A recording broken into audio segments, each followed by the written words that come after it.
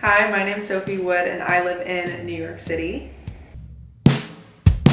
So what does it take to succeed in the fashion industry? So a professor once told me most of the time people think in order to succeed in any industry, you either need to be talented or know people, but his philosophy was that's not true. The biggest thing that you need to have is grit. So you could be the most talented person in the world, or you could also know a ton of people, but if you don't have grit, you're not going to succeed.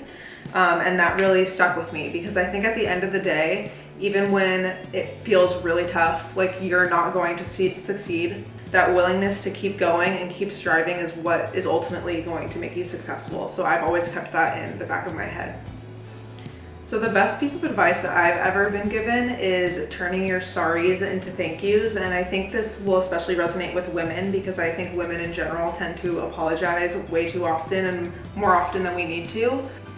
So how do I ignore negative thinking? I think today, especially with social media, it's so tough to not constantly be comparing ourselves to others. So I think that's what I do. I constantly just have to take a step back and just think, this is so silly. I have so many other things that should be my priority rather than, being hard on myself. I think following your dreams is really scary. I think it's a really scary thing to take a leap of faith. I think moving to New York for me was the kickstart of my career, but was really scary because I moved without a job. And a really good piece of advice is to put blinders on. I once heard this analogy that like with racehorses, they usually put blinders on them, and the reason for that is so that they can just kind of focus on what's ahead and they can't look at the racehorse next to you.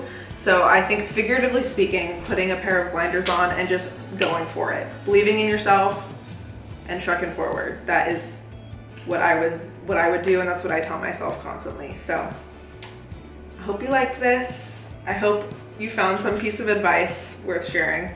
Okay, bye.